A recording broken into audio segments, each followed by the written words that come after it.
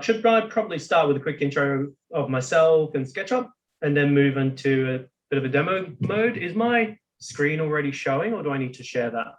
Yeah, we can see your screen. Okay, no worries.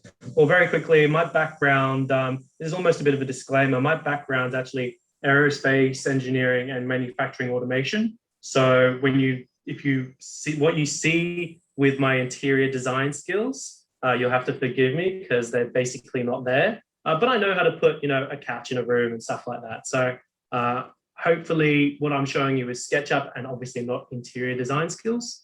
As far as SketchUp's concerned, it's obviously been around for quite a while. Originally a Google product, and the reason I believe that they bought SketchUp was to help build Google Earth. So all the buildings and stuff in Google Earth used to be made by hand by crowdsourcing.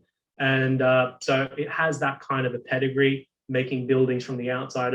But obviously since then, it's been bought by Trimble. SketchUp's been bought by Trimble, and it's used now in more detailed architecture stuff, but also interior design, landscape, naval architecture, engineering, civil construction, civil engineering, all sorts of industries. And it's taught in a lot of different places. So it's probably a lot of it's already taught in high schools, all the way through universities and colleges, and even when you start your first job, or even middle way through your career. There's lots of people starting to learn SketchUp at different points in their life and careers. So I think the point of today really is a very, very quick intro to some basic tools in SketchUp, because I know we have a lot of people who are joining us who have zero exposure or experience in SketchUp, and then we have some who've been using SketchUp for years. So hopefully we'll have a little bit of something for everyone. And if you do have any questions, I think are going to have about 15 minutes at the end for your questions to be answered, hopefully, by me. Thanks, James. Guys, if you have questions, sorry to interrupt, I did forget this at the very beginning. If you can pop your questions into the Q&A bubbles, you should see them at the bottom of your screen in the control panel, and then I'll read them out to James and we can answer your questions then. You can also pop your hand up with the little raise hand icon. Cool. So I'm going to quickly show you the workspace. So this is your normal 3D workspace in SketchUp. It's worth remembering, SketchUp is always a 3D space. So even when you produce 2D stuff out of SketchUp, it's a 2D representation of a 3D model that you've created in SketchUp. And on the right here, we have a default tray. This is where there's a whole heap of different tools that you'll have access. I won't go into the details of how you set that up and everything. It's probably not the most exciting thing, but it's definitely something, if you are going to start using SketchUp, you need to be on top of this. On the left-hand side here, I've set up what's called the large tool set. And you can see that this one tool set has a few dozen buttons on it. Buttons equals tools. And there's as many of these toolbars as you want, because you can keep adding more and more toolbars by adding what are called extensions or plugins. So for example, the large tool set is a native or a default tool for SketchUp. It comes as part of SketchUp. And SketchUp, when it comes out of the box, it's really simple, and it's made that way so that it's easy to, there's not too many distractions. So you can focus on learning the basics, but then you can add on top of it the things that you need for your job or whatever, your creativity or whatever, your project. So for example, here, I've got double cut installed, which allows me to create objects that know to cut through holes or create holes through walls, for example. But it's not necessarily, it can be anything that cuts a hole into anything. So it can even be creating an object, a bolt that knows to cut through whatever object you attach it to. So the bolt comes with a hole automatically made, for example, or a door knows to cut through a wall, that sort of stuff. You also have things like Freddo, joint push pull, Freddo corner. This is a more complex volume making tools, all the way down to more high-end extensions, which actually cost money. So in addition to SketchUp. So for example, there's this V-Ray suite here. V-Ray is photorealistic rendering out of SketchUp. And there are dozens of different options for photorealistic rendering. It's just that V-Ray is the only one I know. well, when I mean no, what I mean by that is the only one I know how to use. So I will hopefully have time to show you a little bit of that, but we are trying to keep this pretty short. So I think we'll start with the very basics of drawing lines in SketchUp and what lines mean in SketchUp and how they're used as a building block to build the rest of your model. So I've just activated the draw line tool. And the way I did that was by pressing D on my keyboard. And that's because I've created my own shortcuts for SketchUp. What I'll do is I'll share with Rachel a link to our free instructions on how to create shortcuts for SketchUp and some recommended shortcuts. And what you'll notice is I've activated the draw line tool, and the draw line tool here has been activated. But obviously, the reason I use shortcuts is because it's faster to use shortcuts than it is to go back to this menu or open up whatever menu is that I need for each tool. I just remember all the tools and it just becomes second nature. Anyway, starting to actually draw something now. Draw line, choose where you want to start with a single left click, choose the direction you want to go. Let's say, doesn't matter. I can go 5,000. Notice I'm just typing 5,000 in the bottom right-hand corner of my screen. It's saying length 5,000. And I press enter and it's drawn 5,000. The question is 5,000 what? Now, because of the settings associated with this particular project, and those words are important because they can change depending on the settings of your project, and I'll demonstrate that very quickly in a second. But 5,000 means 5,000 millimeters. I can change that to 6,700 just by typing and pressing enter. Notice the length of the line changes.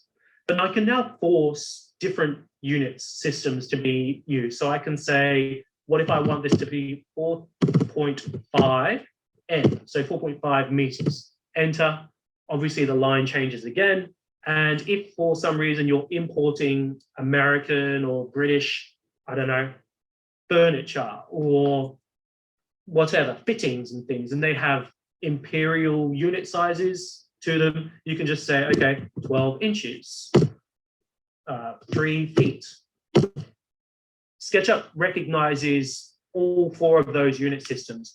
And the reason that works is because when you model in SketchUp, you're not drawing to a scale.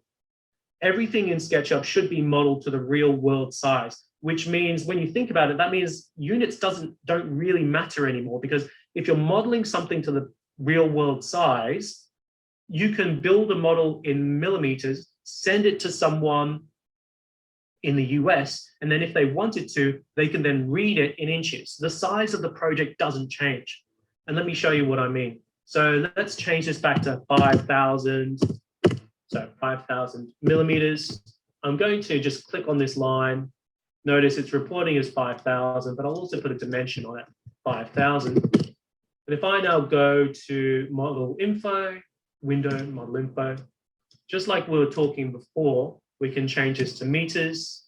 Notice it's reporting 5 meters now, and change the decimal places. This is important because sometimes you'll receive a project from someone who's working in some other random unit system, and you may want to convert everything back to millimeters or centimeters, whatever your preferred unit system is.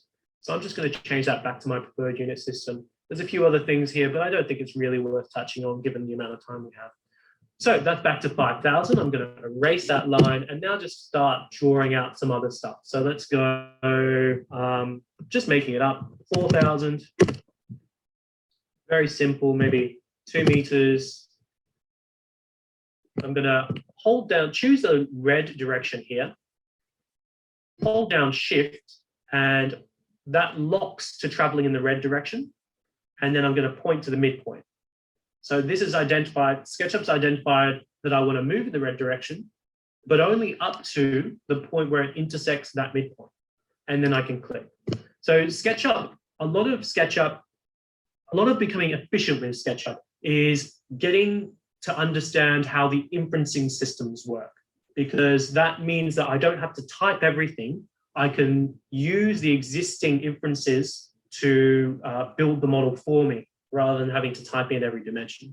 So imagine you've gone into a room and you've measured out that distance, that distance, that distance, that distance, and now let's finish this off. before I do that, though, I do want to quickly show you something. Not everyone's going to be comfortable working in a completely fluid 3D space like this at the start. And so rather than force yourself to do that, I can make one little recommendation for people who want to break into it quite easily. Most of us will be okay using what are traditional 2D plans. And although SketchUp is always a 3D environment, you can fake like a 2D perspective of a 3D space, obviously. So to do that, and I'm not going to use shortcuts now, although I normally would, I'll do it manually so that you can see how to achieve it. I would go camera, parallel projection, camera, standard views, top. And I apologize if I'm going very quickly, but I've been told this will maybe be recorded, so you might be able to access this later and maybe review this at a slower pace. But my hope is that I can rush through this now.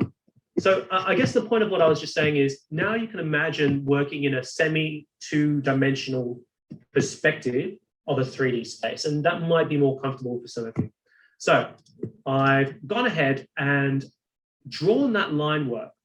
And I want you to notice that as I completed the loop of line work, SketchUp automatically added a surface. So what that means is that whenever you create a coplanar series of line work, so that's line work that all sits in the same plane, SketchUp will automatically add a surface. So the hierarchy of how this works is you start with lines. A loop of line work will create a surface. Surfaces can be push-pulled into volumes, and then volumes should I explain what that is, what I just did? So push-pull, so A for add volume, P for push-pull, they're the same tool, just different terminology. I've used my shortcut, obviously, push-pull tool here, clicking on that surface, choosing the direction, either up or down, and then choosing a height, so 3,000, enter, or 4,000, enter. I hope you're getting a theme here that as long as you, if you want to replace information in SketchUp, you can just retype that number back in. So we end up with this volume, but it's not classified as a solid yet. I need to use my selection tool, group it, and now all of a sudden I have what's classified as a solid in SketchUp. And solid is important because SketchUp then recognizes it as an object that can exist in the real world in a kind of sense, because it's fully enclosed. It doesn't have any openings to it that are unrealistic. What I mean by that is that if I make a copy of this or a series of copies, I can select all of these and they're all solid groups. But as soon as I make a hole in this object, it's no longer considered a solid group. And so the things you can do with an object that's not a solid group are in some ways slightly limited. We probably won't be able to, we probably don't have time to go into explanation of all the reasons why that's not a good thing, but it's an introduction to remembering that solids are important and creating solids and maintaining solids are important. I'm also going to convert this into a component, which I won't give any name or programming to, but it is worth describing because if I give this a distance of 8,000 and copy it out 4 times or 6 times, maybe with a distance of 9,000.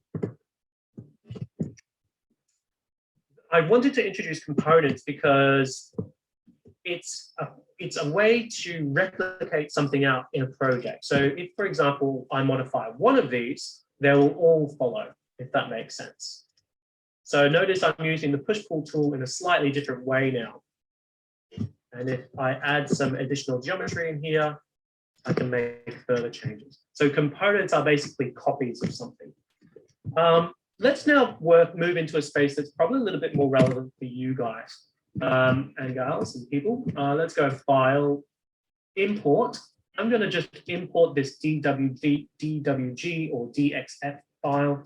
There are a lot of different file types that can be imported by SketchUp natively, but on top of that, you can actually import a whole heap more using extensions. But we'll just stick with this DWG import and let's press import.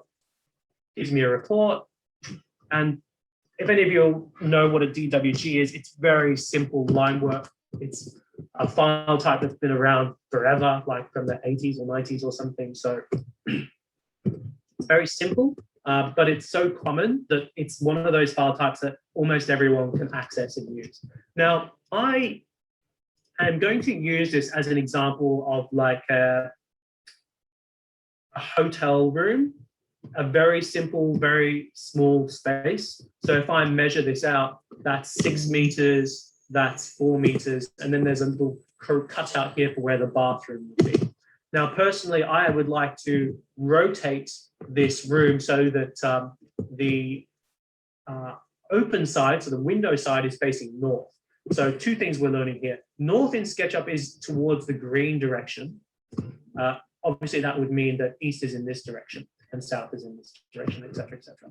I'm going to rotate this. There are 2 main ways to rotate. With the rotate tool, you can pick where you rotate about, like that. Or if I undo that, you can alternatively use the move tool and you can rotate around the center. So 2 ways to rotate, 2 main ways to rotate, and they achieve the same thing, really. It's just different ways to achieve the same thing. Now, with this object, I'd like us to note that it's just line work, and that's not uncommon for DWG imports. So you will have to go through a little bit of a process to convert this into a surface. First of all, I think what I would like to do is open up, I'm going to actually explode this group. So it's an object that's grouped, and I want to ungroup it. Unfortunately, for some reason, back in the day, someone at SketchUp decided it's not going to be called ungroup, it's going to be called explode. So we're going to explode this, right-click, explode. I'm now going to just trace over an existing line. Notice by tracing over an existing line, SketchUp has identified this loop of line work and said, okay, I'll fill it with a surface.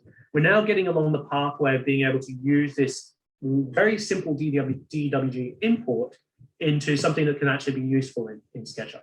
So we have this very basic surface. I'm going to use what's called the offset tool to offset externally 200 millimeters or 400 millimeters. Well, that was 4,000. 200, enter. And these are going to represent our external walls. So with that done, I just want to also note that I still have an opportunity to move these objects if I wanted to. So if I was given a floor plan and I wanted to change things up completely, I could still do that. Yeah, it's pretty easy to do. But I'm just going to undo all that. And by the way, I use the move tool to achieve that. So what I want to do now is I want to create walls out of this base object, and I want to create a floor using this object. I think the first thing I'm going to do, excuse me, is I'm going to group this external walls object and then group this floor object. But before I do that, I'm going to reverse the face and now group it. Now, because I already have the outline of the base of the walls, it's very easy for me to open that group and use the push-pull tool and just push that up 3,000, for example, and press enter. I'm going to erase that line. I don't know why it's there, and that one. Okay, so we now have the walls for this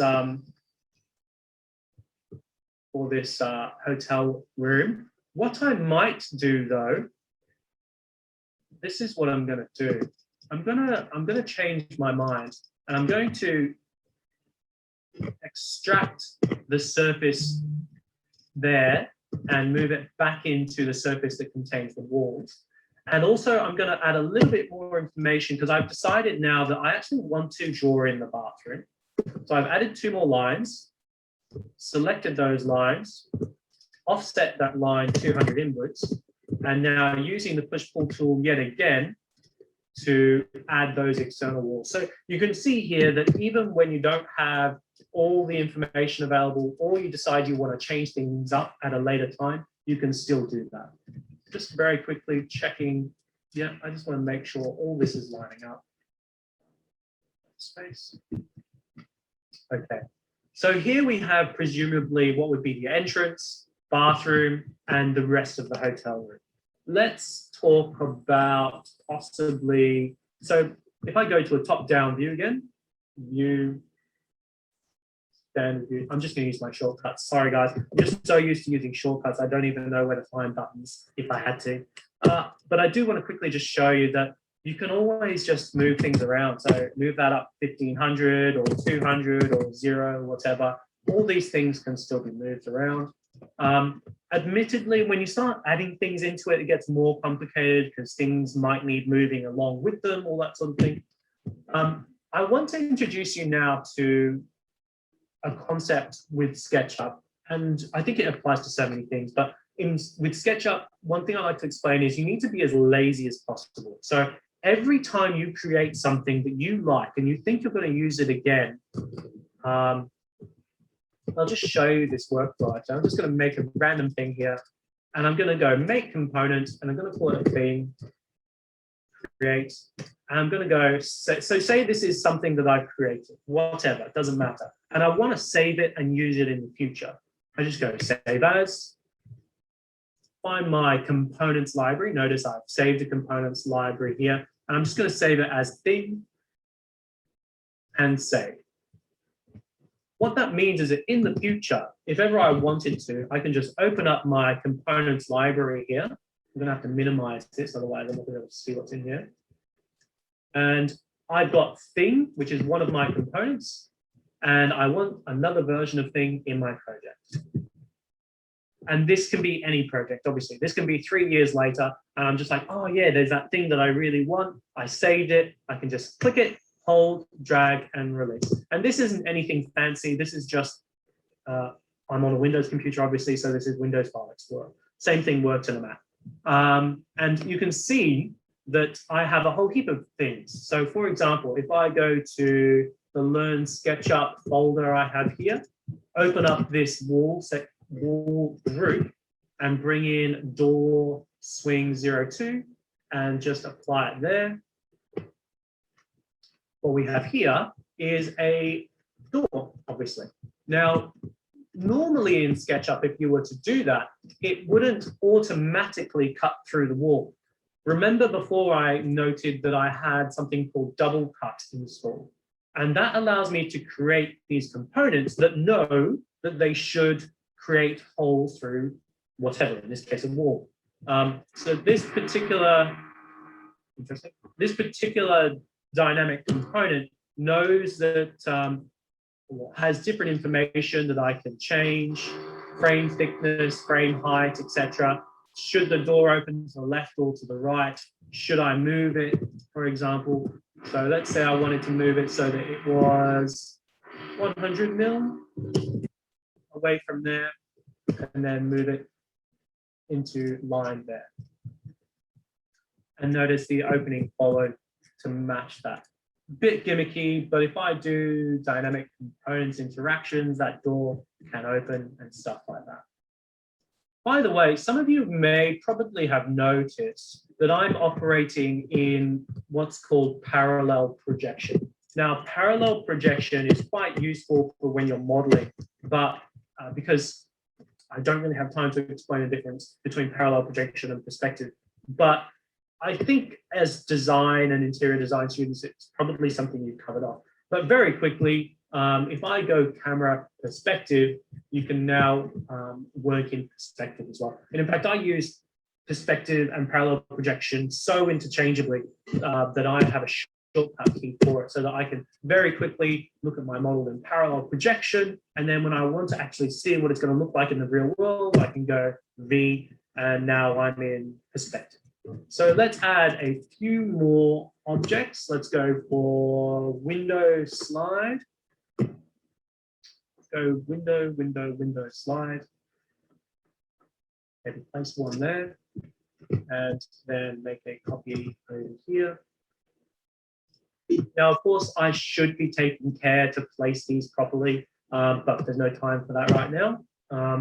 Now, in addition to obviously placing objects that cut into walls, what I would like to do is very quickly make a very basic render out of this. So I'm actually going to bake this a little bit. I'm going to push this wall backwards because otherwise we're not going to have enough room, I don't think, to take a reasonable V-Ray image or whatever. Let's see what I can do here. If I bring in okay, if I bring in these chairs, this is an interesting thing that will probably be very helpful. So let's look for seating, and I'm going to bring in this chair here, and I'm going to make a few copies of it using a rotational array. And now I'm actually going to take it out of that group and place it externally, and maybe rotate it around a little bit so that our chairs are sitting like that. And let's say I'm having a chat with a customer, and customer's like, oh, I hate those chairs. It's pretty easy. Right click, reload with a different file. Yes. And now you can choose from your existing library of, in this case, seating. And I just say, I would like that one, and give it a go, and it'll replace all of them. Now, these ones are a little bit too close together, so I will move those out for you. Let's add a few more things in, and then we'll maybe, hopefully, we're reaching the half an hour point. Let's see if I can make this into a V-Ray render in 15 minutes. Let's put something interesting in here. Let's launch V-Ray first of all. Let's go launch V-Ray in the background. Hopefully I'm going to speed through this. Usually you should wait for V-Ray to load before doing anything, but let's see if we can do this anyway. I'm going to import a V-Ray object, some seating, a chair. This is interesting. This is good, or it's actually bad, but it's good that I get to show you something. This object has obviously been imported. I imagine it's been drawn in inches by someone and then never converted properly into the real world size. So I'm going to change this using the scale tool. So S for scale, and I'm going to hold down Shift, which makes it a uniform scale. And one thing that people don't realize is that I can just click anywhere, and now I can type in the final, in this case, height. So let's say I want this to be 750 millimeters tall. And so now it's done that as requested. I'm going to make a rotational copy of this. I think I'm going to rotate both of them a little bit and move them both into here. And I think I'll add a little table and a lamp, and then we'll get into running this render. So let's go for, I want to see, SketchUp, components. Let's go for a table. Copy table 01, sure. That's that. And what about, what does this look like? Yep, sure. I don't know what it's going to look like, but let's put it in. Happy days. Now, we need to set up our camera. I would like to be a person, position camera. Ooh, first of all, I need to change my field of view. So field of view, let's make it at least, I would say, 50. And now place ourselves here. Maybe move around a little bit. Ooh, I forgot to add a,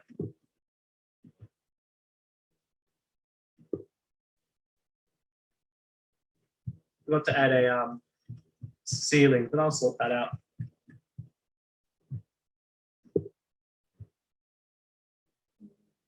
Yeah, that's all right. It's not the best positioning. Let's not waste too much time on this. And you can always modify this after the fact anyway.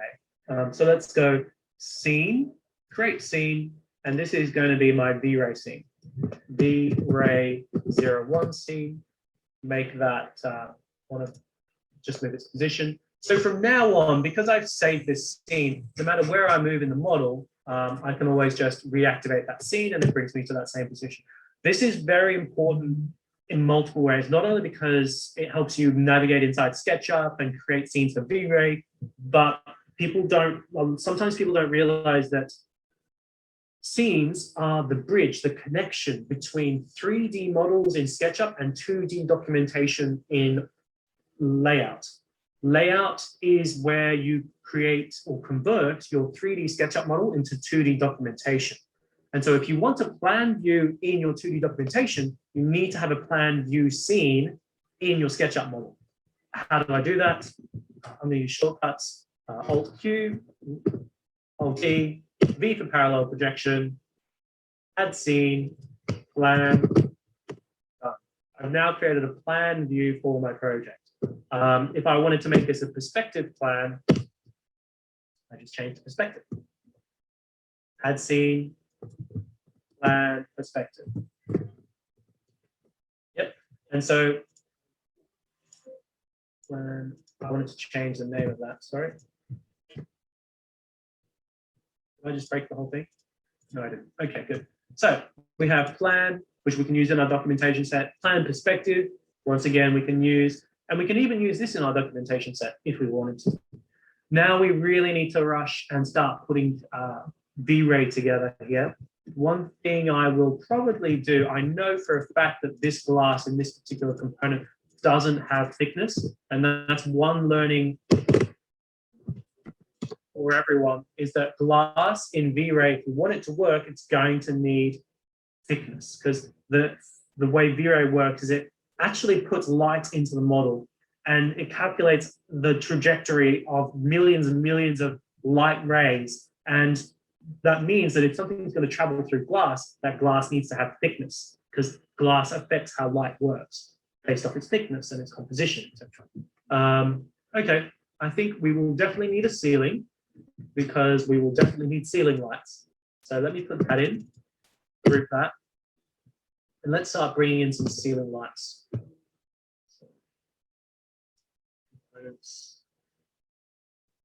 Lights. Yep, I'll bring in some of this. And in fact, I'll just leave one. I think one will be enough.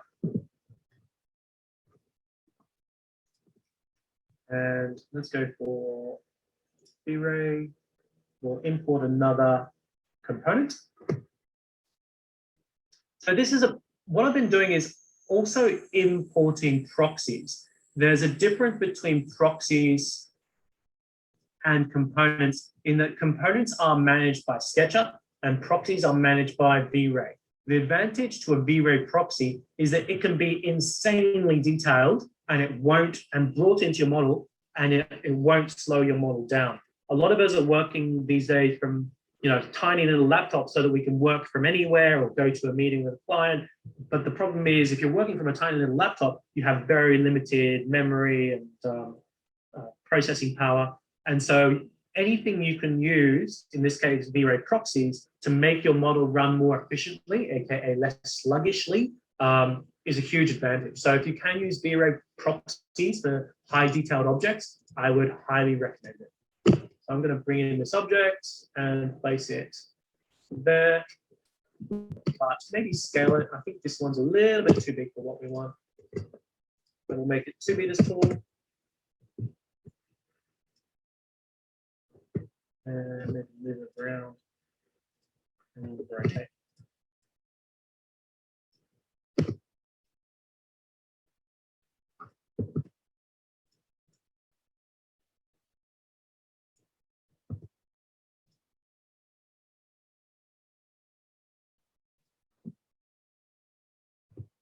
Just going to bring it a bit closer to us in the green direction towards me, please.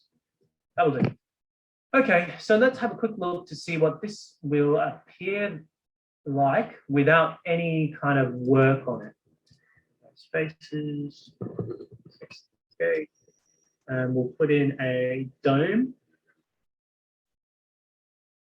A dome light. It's just more V-Ray stuff. The reason I'm putting in a dome light is because it'll run far more efficiently, much faster, basically. I'm going to turn off sunlight and operate only from the dome light. I'm going to check my settings very quickly here. I'm going to go very low quality because we basically don't have time to leave this to render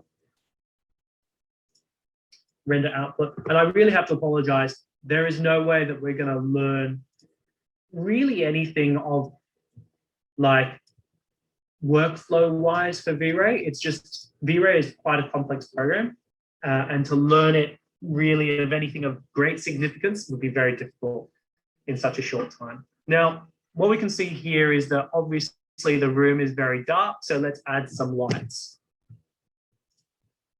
So what I'm going to do is I'm going to add a sphere light to this object. So I've just opened up that light bulb and I'm going to add a sphere light to here. I'm going to move that upwards to there. Now, because that's a component, notice that's replicated across all of those. So they will all work at the same time. And I would also like to, I just want to check that the land, yep, it is there. I would also like to add a sphere light. And there are lots of different types of lights here. There's what's called IES lights, and they basically are real representations of real world lights. I'm not going to bring one of those in. There's plane lights, different skylights. So let's go sphere 1. Let's open your settings. I would like this light color to be a little bit warmer. So currently 6500, make it one of those quite warm lights. And I would like it to be, imagine 300 watts. 200. And I'm going to copy this color and apply it to here. I'm actually going to call this hanging lights, and I'm going to call this task light, just so that when you have so many lights in your project that you know what you're actually working on. I'm going to change this to 100, maybe in watts, and change that to 1. And let's see what we have now. So let's see what the light does now. Let's render that. Now, obviously, we need to start adding textures and everything to this. Wow, lots of light, great. It almost looks dark outside compared to inside, so this must be like a nighttime. Building light cache. Now, you'll notice instantly or very quickly that because we've added more light sources, the render is going to take longer. And it's worth remembering that, because the more lights you have, if you think about it, there's more light rays in the model. It's not just coming from outside anymore, it's coming from everywhere. So you have, it's coming from these additional 4 light sources. So you kind of have to think about how adding more lights is obviously important, because a room will have lights and you want to represent that. And you want to understand how adding lights to a space will make it feel different. Yeah,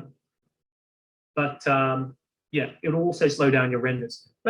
Now that we're here, let's start very quickly adding some textures to these, just so that we get some kind of look here. I'm going to very quickly, let's look for, I'll minimize this. Let's go to materials. Let's look for wood and laminate. I'm going to very quickly just choose the first thing that comes up. The first thing that comes up. Okay, select the floor here and apply to selection. Should I reverse this? And I'm going to do the same. I'm not even going to paint the walls because I don't think we have time. I'm going to go for a metal. Let's look for a metal. Dark gray, let's use that. And I'm going to add to scene, because I want to apply it to these 2 objects. So apply to selection. But also, I want to apply it to this lamp that I've imported. Let's now look at aluminium brushed. Add to scene. So you can see that you can, and all of these materials are completely customizable, by the way. These are just the default ones. And you can see how much detail you can go into creating these. So I want to have that. And I also want to have a black leather. Let's look for a black leather, maybe add to scene. What does this look like? Cool. Yep, let's use that. And let's go in the model geometry, the chair that I've used, And I know that this will have to be brushed, this will have to be leather, and these will all have to be brushed as well. And very quickly, as soon as we're done here, I'm going to run one more render. Hopefully it looks okay. Let's go for a metal. That'll do fine. Select this. Apply to selection. Let's do a very quick render now and see what we have going. Did I do the floors? No, I didn't. No, I did. I just didn't do the walls. You can see straight away the color of the room just got a lot darker because all of a sudden we're not using completely fake 100% white or gray objects. Objects now are absorbing light, especially those dark couches or dark chairs. And it's, of course, it's really worth remembering, like if you're going to bring in dark objects into a room, you have to realize that's going to absorb the light out of the space. So I'm going to do two things. I'm going to brighten up outside. I'm also going to add sunlight from outside to try and get some shadows coming in. And I'm going to up the quality of the export render so that hopefully we can run that. Yeah, run that and also have time for your questions. Yeah, we'll let that run while we're doing questions. So I'll do a few things. I'll go lights, activate that, increase the strength of this. Before I do that, I do want to note one really cool thing. And I think what did I say? Up the brightness. I think that's all I said. Yep, let's run that one more time. Because there's a really cool and interesting thing about daylight access that I also think is really important to you guys. Sorry, I just paused there because my screen paused. Probably SketchUp starting. I'm running this from my little laptop and I'm not sure if you can hear my fan on my laptop, but it's going very, very hard trying to keep up with me.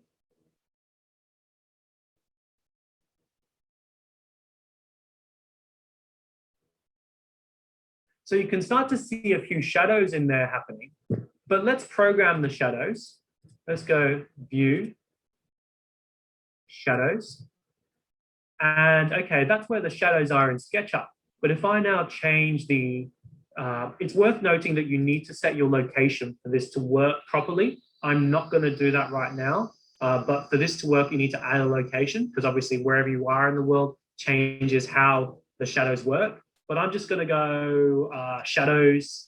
I'm going to go to the middle of winter. Notice that's already made a huge change and maybe slightly later in, that's fine. I'm going to leave it like that, I think. Yep, happy days. I might just do one more thing just for cool, see if this will actually work. Let's go import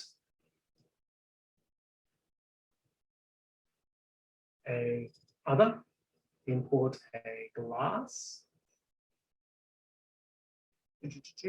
G, see if I can.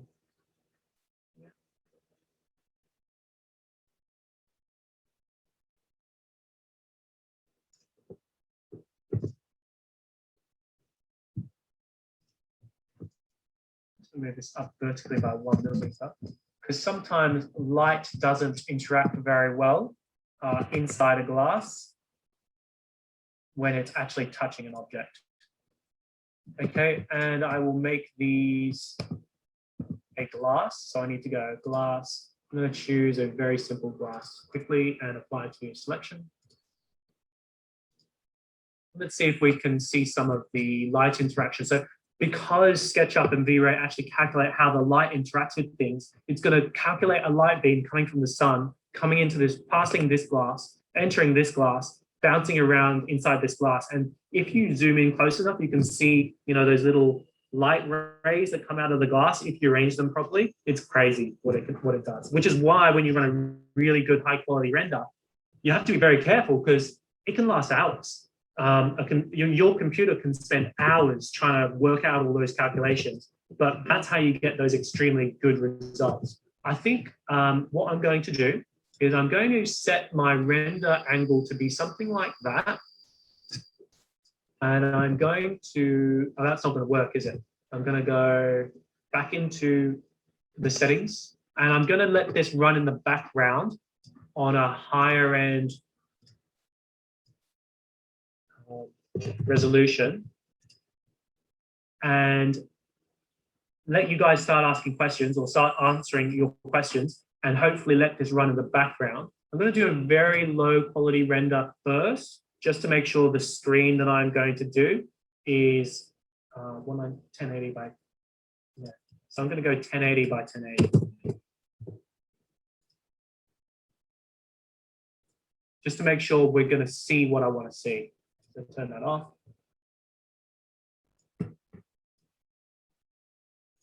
Stop.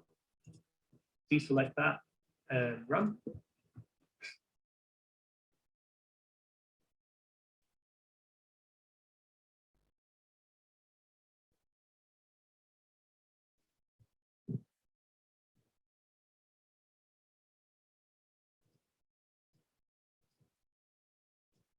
See, my concern, I need to save this scene, sorry. So view shadows. Right, it's because I moved my camera.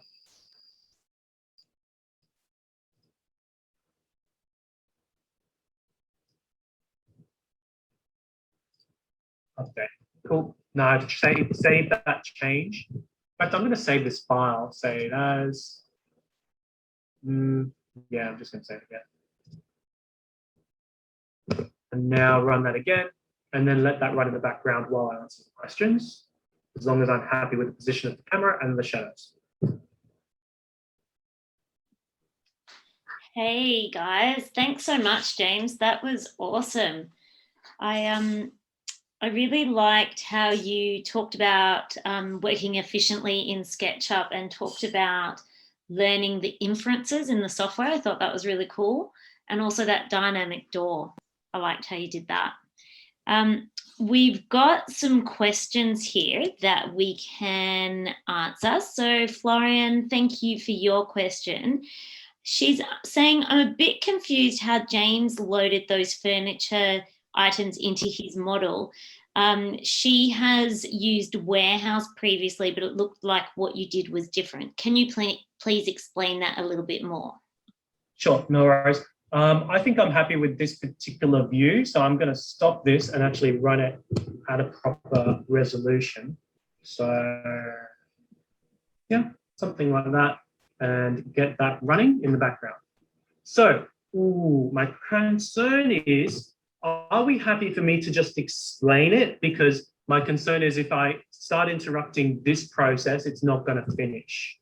So let me explain what I mean, and we'll answer the question verbally. And if it's insufficient, then we will go through the process of answering it through demonstration. So you asked about importing objects. So you can import objects from the 3D warehouse. I think I can do that without causing any problems. So if I just minimize this, I can go, I'm gonna save the scene. Window, 3D warehouse. Now, I'm pretty sure SketchUp has, or the 3D warehouse is the biggest collection of 3D models in the world. And the models are created both by the public, so everyday users, but also by manufacturers. So if I go and search for whatever, lamp, yeah, you have products which are supplied by the product manufacturers, and so they would presumably be reasonably accurate.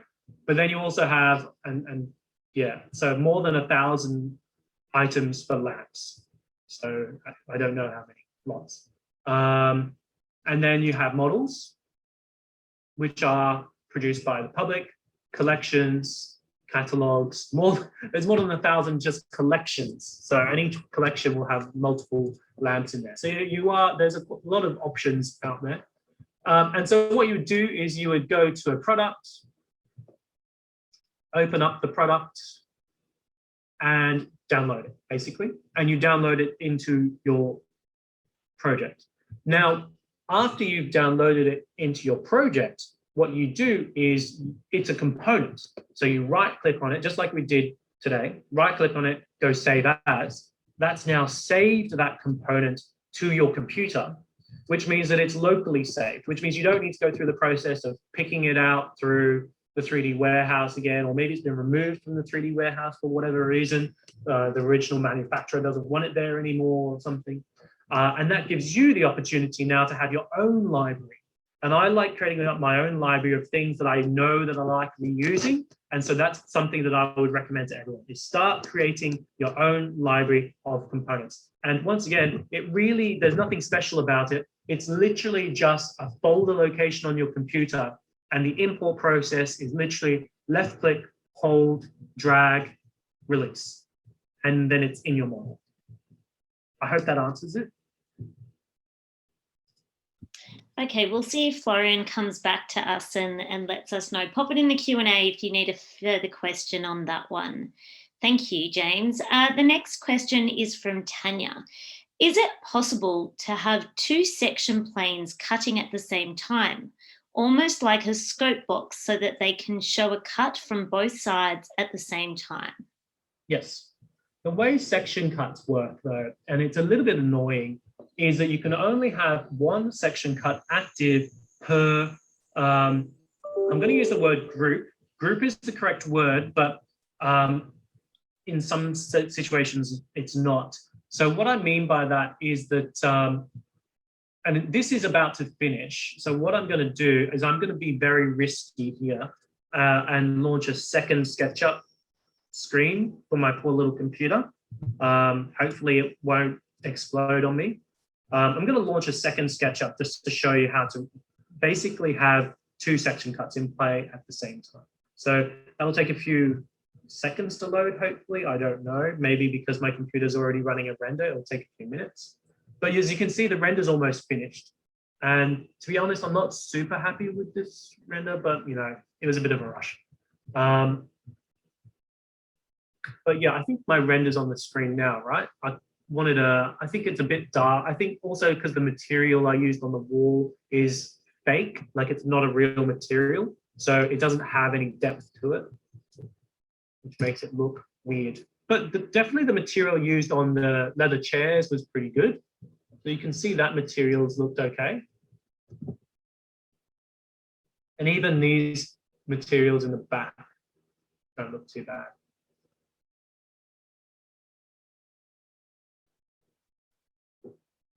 Okay, that's loaded up. So if I create an object here, I'm just going to go 10 meters by 1 meter and then 3 meters high. So if I make this into a group, and then let's say I make another copy of this like that, I can have a section cut that operates here. And I can move that across. So I'll move that across there. But now, if I enter this group, I can add another section cut here. And in this group, another section cut here. So that's not moving the section cut.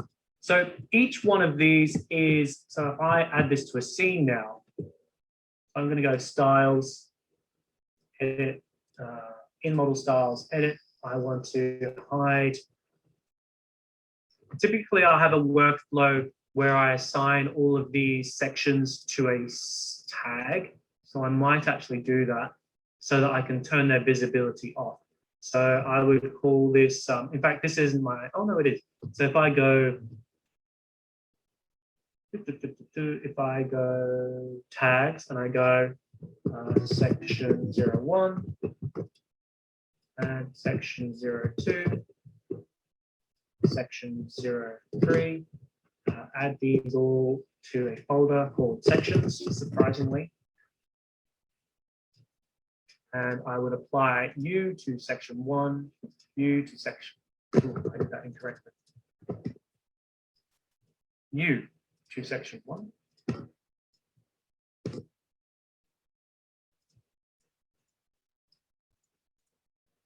Active. And to be fair, if you wanted a project that had section cuts in it, you would already have the sections in your template, so that you don't have to do this. But obviously I need to show you how to set it up. So here we go, section 2 and section 3. So, and I'm now going to create a scene with these turned off.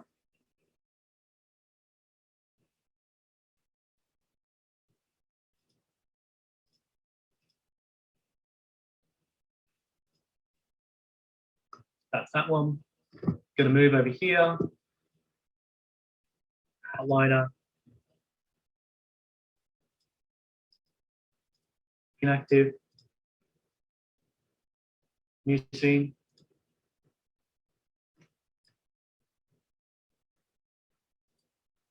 Inactive. New scene. Inactive. New scene. And if I go view, animation, settings, make that 3 seconds, scene delay 0, and go view, animation, play. Hopefully if I've done this correctly, you can see that the sections all come into play as you move around the model. Different times the section will turn on and off, all that sort of thing. Yeah. Actually a bit hard to follow because the camera's moving around too much, but that's fine. Here's another really cool trick while I'm at it. If I go stop there and I select all of these scenes and update their camera location, now they'll all share the same camera location. So I've gotten rid of that problem with the camera moving around so much that we can't see what's going on. I hope that answered your question about multiple sections. Yeah, thank you. That's great. Okay, we've got another question here. Does Twilight Render still work with SketchUp 2021 version? And what are your thoughts on Twilight Render, as it seems to be an easy one to master quickly? I have, honestly, I've never used it. It's not something we technically support in SketchUp Australia, but I have heard that people do use it, but I really can't answer any questions about it. Okay, thank you for that, James. All right, we are at it's an answer.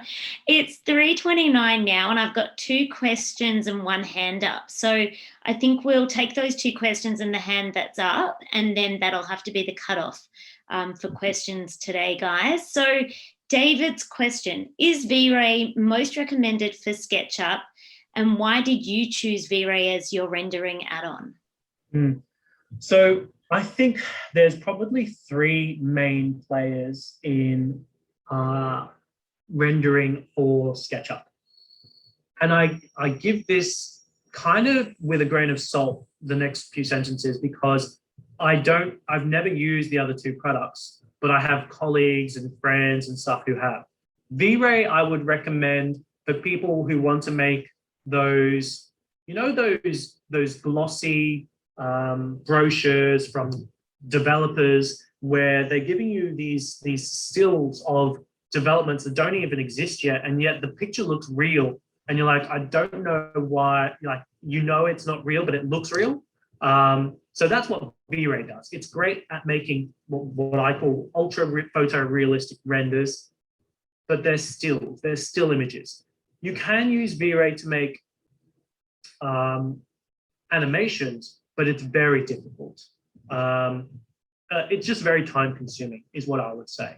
And yes, V-Ray has a bit of a learning curve to it. Now, I'm going to make recommendations on 2 others. Once again, not that I've used them, but from what I've heard.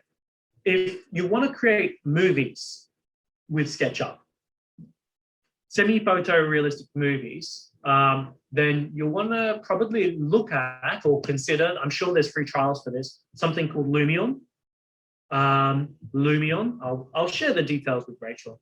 And then finally, if you want to do virtual reality, then you'll want to look at something called Enscape.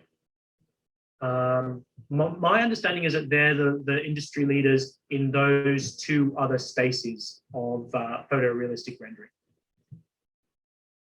But why am I using V-Ray? Because that's the one that we technically can support in Australia.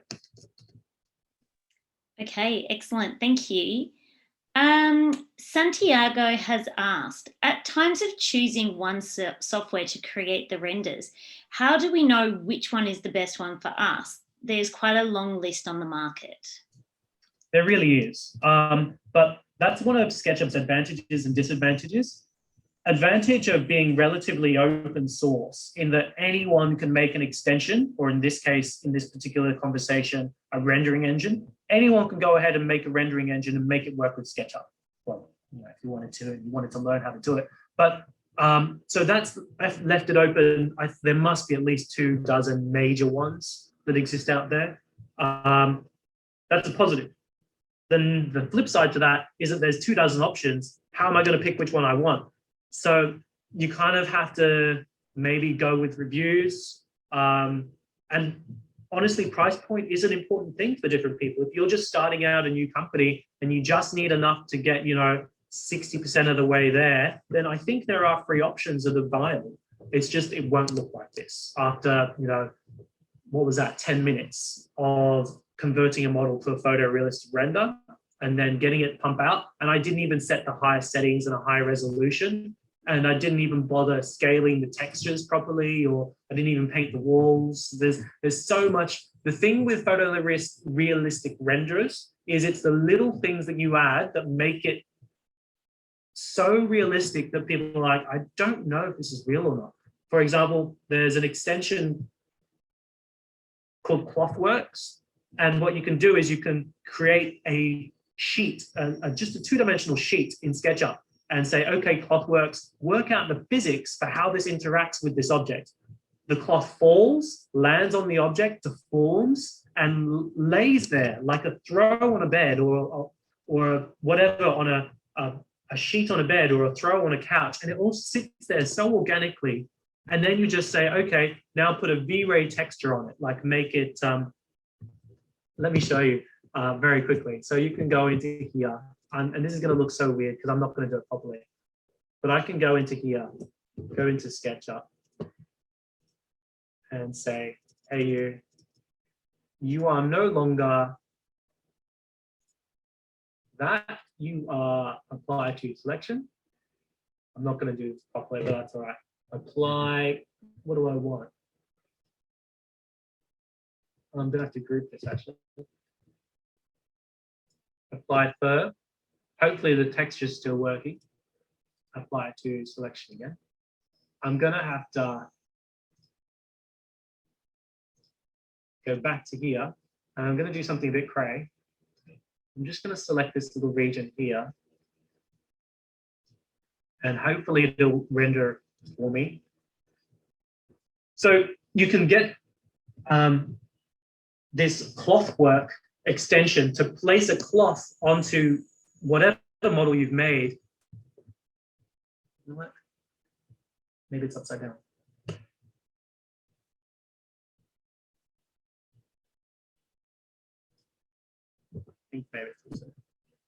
And then get V-Ray to add a fur to it. So add like hair or whatever you want. You can program it to be any kind of fur that you want. Fur being grass or cloth or anything like that. Reverse faces. Maybe I did that incorrectly.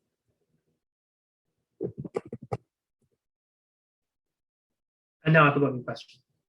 But I started answering, I'm pretty sure. What was the rest of that question? I'll reread it. Just give me a second here. So that last question was,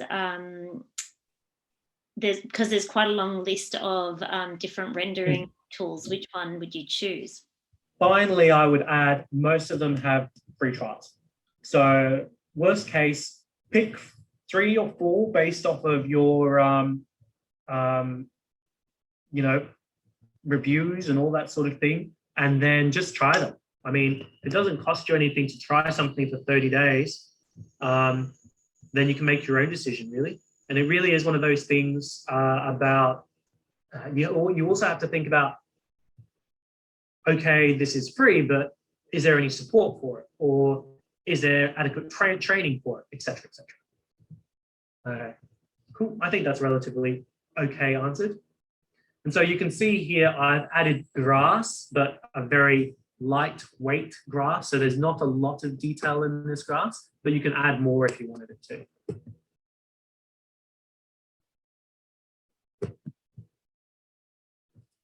Any more questions? I think there's 2 more. No, that's it. That was all the questions we had, and the hand was lowered. James, thank you so much for your time. It's been amazing, and I'm quite impressed with the render you've been able to produce so quickly. I'm sure our students all wish they could produce their renders that quickly. Just practice, eh? I promise. Practice makes perfect. Awesome. Well, guys, thank you for joining us today. James, again, thank you so much. Once James sends through the couple of resources that he mentioned to us, I will forward those on to you students, and we'll get this recording distributed as well for those that want to watch it back again to practice some of these tips and tricks. Awesome. Well, thank you, James, and thank you, everybody else.